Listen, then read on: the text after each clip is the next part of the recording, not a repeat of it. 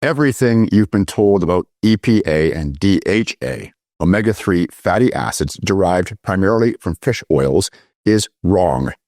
Not just wrong, but a metabolic disaster.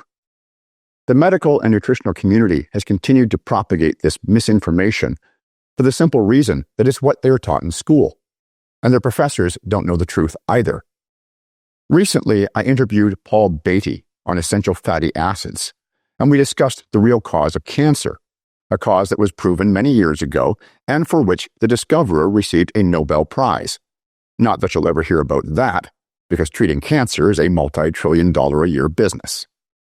Now, in this follow-up interview with Professor Brian Peskin, who has done the scientific and mathematical analysis of the effects upon the body of the imbalance of essential fatty acids that affect virtually every person in our society today, you will discover the cure or prevention for a long list of the most common ailments: diabetes, chronic pain, fatigue, brain fog, asthma, COPD, fatty liver disease, cardiovascular disease, dermatological disorders, gout, chronic inflammation, and neurodegenerative disorders such as dementia and Alzheimer's.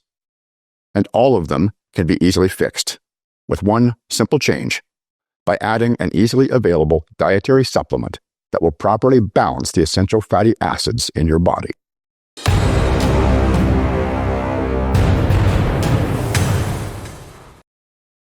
Brian, welcome to the show. Thanks for having me. So I wanted to have this discussion with you because a couple of weeks ago I interviewed Paul Beatty on EFAs, and however, you've delved much deeper into this than he has. You're kind of the world expert on this. Essential fatty acids and the parent essential oils, the PEOs. So I wanted to start, though, with, I think what we need to do is to adjust people's ideas, because you've published some information on fish oils and nut oils like olive oil, which we've been told for years and years and years are good for us, but not exactly true. So would you please explain what's wrong with that idea? Well, all over the internet today, it's seed oils are bad. They're toxic. And they would be correct if they used the one-word adjective processed, adulterated. Because in 1956, the Lancet said if you have processed oils that you get in the supermarket, any bakery, they're all using them. 1956, cancer and heart disease come from those oils. The key is organic, unprocessed. These oils are called EFA. It stands for essential. Now, essential means your body can't make them. Well, they have to come from food. So if you're not getting these oils, you are in deep, deep trouble. And you have all these people, they need to go back to high school and learn what an adjective is in English class, because they're misleading everybody. And plant seed oils are the absolute best way to get these EFAs. And every cell in your body needs them. 100 trillion cells will. Bilipid membrane, 25 to 33%, a quarter to a third, are composed of the two types of EFAs your body can't make. 100 trillion cells, quarter to a third. If I'm not getting fully functional organic ones, would I expect there to be a problem? The answer is yes. I may not know what they are, but I would expect enormous problems. And today, the biggest problem in the world is I'm exhausted all the time. I have no energy. And the reason is there's no blood flow anywhere in the body, but especially to the frontal lobe. People can't think. I don't know if you've noticed that, but it is appalling to me because I highly monitor this. They cannot think. They have no memory. It's tragic what has happened. And these oils are essential. They're the brick and mortar. Fish oil is not. There's two flavors. They're called essential. And I came up with the term parents. And there's offsprings. So the parents are parent omega-6, parent omega-3. That's the LA, ALA. The terms don't matter. Technically, they're chemical terms.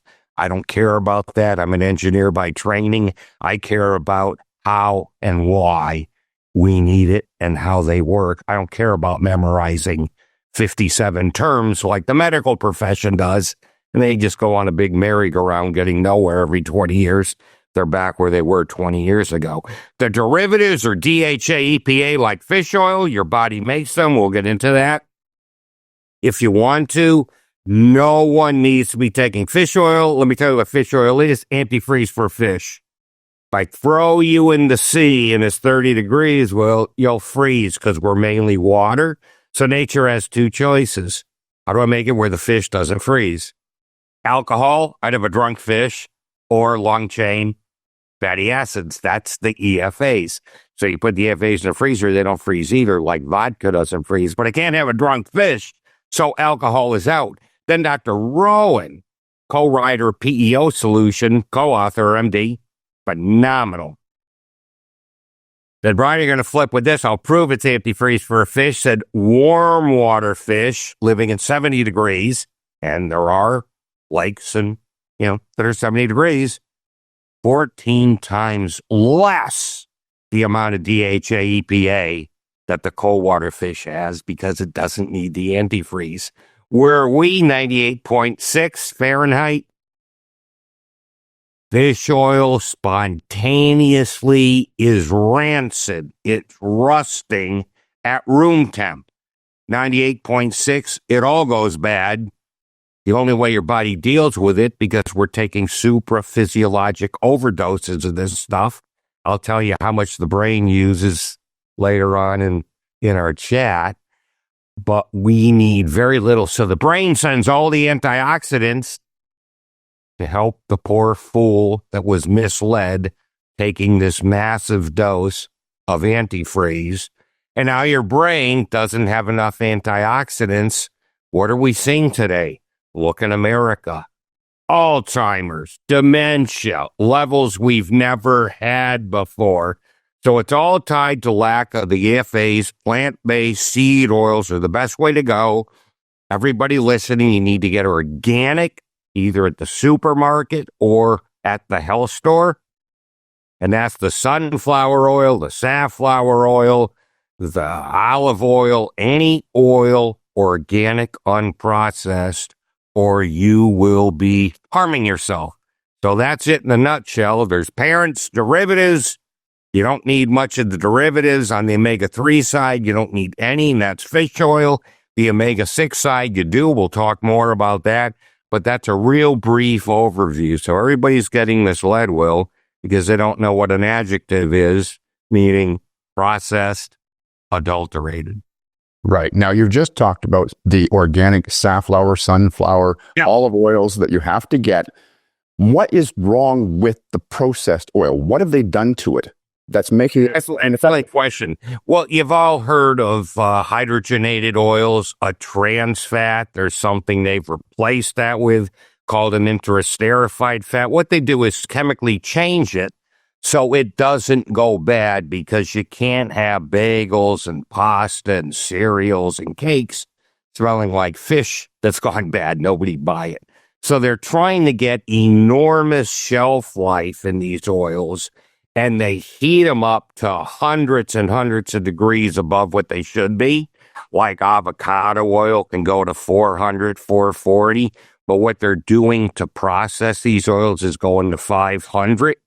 So they're changing its structure. It's called stereochemistry. And that's the big thing. They're also adding catalysts to it. They're putting the double bonds on the opposite sides with the hydrogen.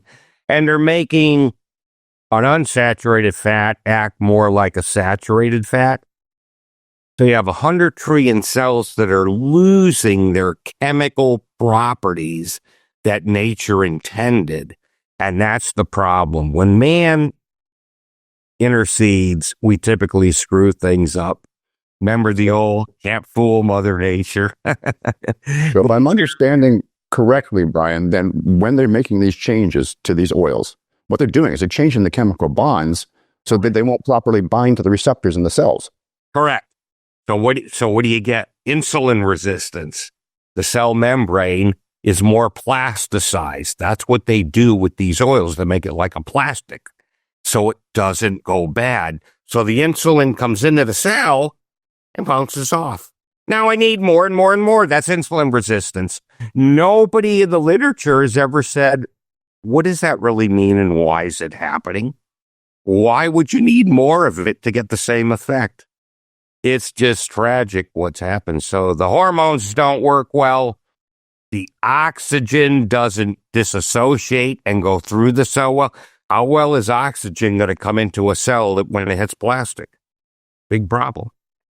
Right. Now, so it's all so simple when you start at the cell. Okay, so now you've said a couple of things here that I find very interesting. Yeah. I've done my own studies on things like the insulin leptin cycle and how the sugars affect that. But what I did not understand until just now is what you're telling me is that these essential fatty acids, if you don't have the right kind, that too is going to contribute to things like diabetes through insulin resistance. Is that correct? So all of these manufactured foods that people are eating, it's not just the sugars in them, it's the processed fats in them. They're the number one problem in America and the world because the rest of the world follows America. I have no idea why. We are very, very sick here, but they think we know more than we do. They follow the world. So the sugar doesn't really get, you have processed fructose, so you're right. That's horrible. Yes. Natural fructose in fruits, no issue. You have people that don't differentiate the two of them either, and it's the same type of processing. But with 100 trillion cells at the cell level, the brick and mortar of every cell is the issue. And we've been given a bad bill of goods with the omega-6. I just want to read 2009, American Heart Association in America.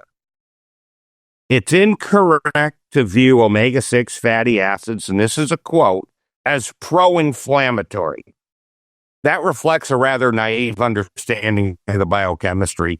Whoever wrote this must have seen some of my work because I'm pretty derogatory because I don't know what else to do with people that don't understand what they're talking about. A naive understanding of the biochemistry if you're calling omega-6 inflammatory. That's everybody on the internet because their parrots will. People mistakenly think, oh, he read this and analyzed it. Nothing of the sort. He read it and just copied it. He doesn't understand it either. So it's one parrot after another. And this is what most people don't understand. They think it's undergone an individual analysis. It hasn't. That's why you see the same charts, the same nonsense. Omega-6 is inflammatory. If it was inflammatory, everybody would be dead. What are you talking about? It's inflammatory. Where? PGE1, it's on the omega-6 side, is the number one anti-inflammatory there is. And that's really where I live, and Paul Beatty lives too, in the anti-inflammatory nature. But you also need the parent omega-6 and parent omega-3 because they're the brick and mortar. The PGE1 is the first derivative, the first offspring of the omega-6 side, and it makes the body's number one anti-inflammatory, which is also a vasodilator. So you get increased blood flow, increased oxygenation, the brain fog goes, the heart issue problems take a hike. It is beyond belief. Further down the line, arachidonic acid, they all say is horrible. You need it for something called prostacyclin, which is PGI2. That's a natural blood thinner. So it makes it where the platelets can't stick together. It's like two poles of the same magnet, plus charge, plus charge. The red blood cells stay apart, and they don't attach to a wall. They don't attach to each other. Your risk of a heart attack goes down to next to nothing.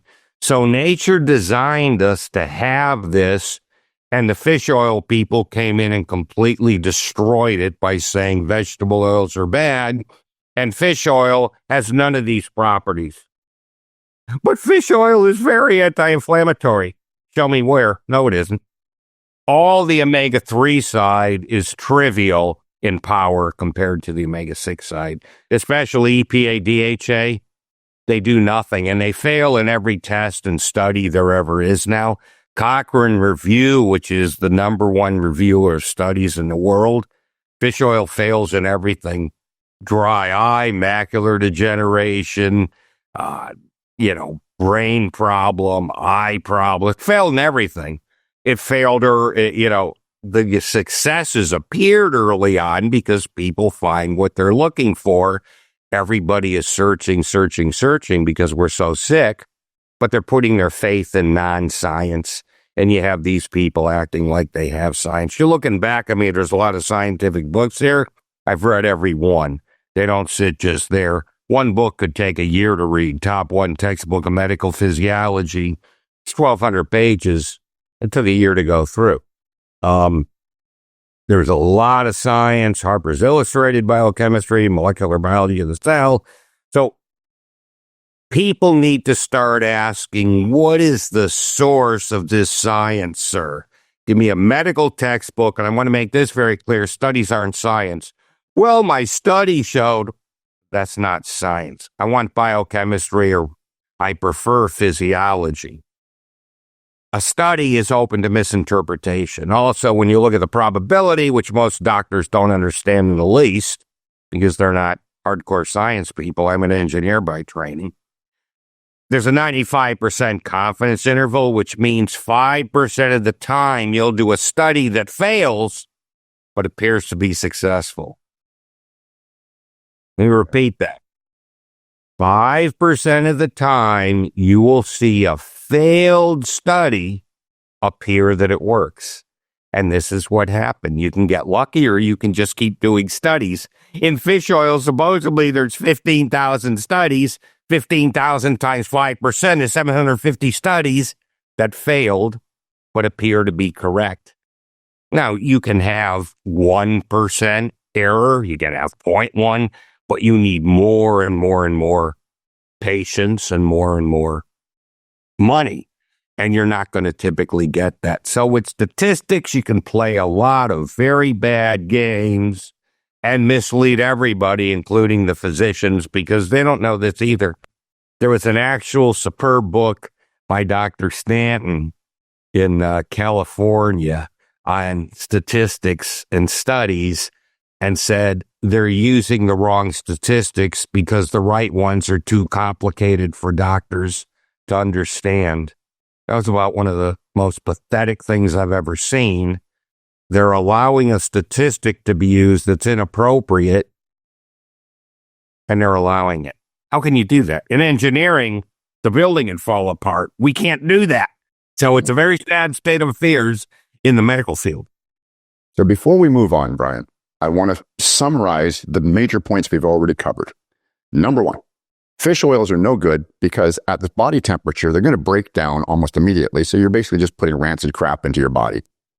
That's number one, and we haven't talked the amounts. They're not needed at all. Your body makes DHA and EPA.